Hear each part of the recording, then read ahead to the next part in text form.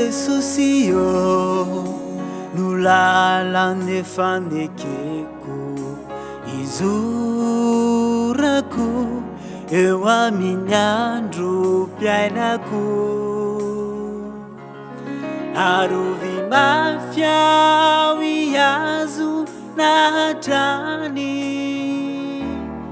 ilay finona napetrakao ato anatiko ianao Jesosio nulalane fanekeko izurako eo amin'ny andro piainako arovy mafiao iazo nahatrany ilay finona napetrakao ato anatiko wafidinao ao ampanjaka ny fitiavana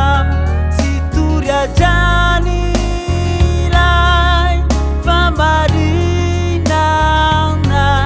na mafianza ny fitsapany sy fisetrana evolonao tsy andao ny lalana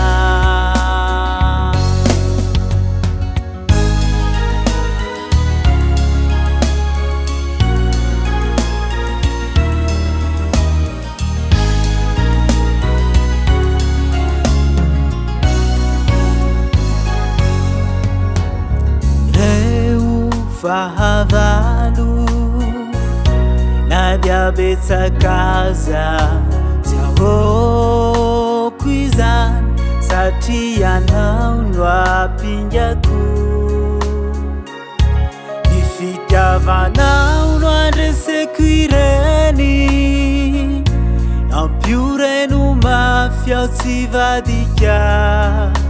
ny lalana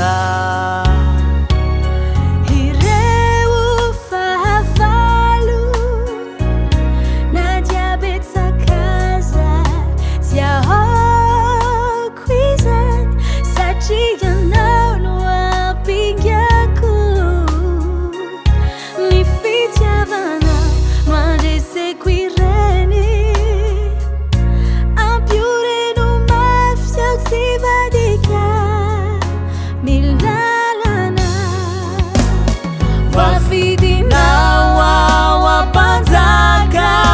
ny fitiavana sy toriatrany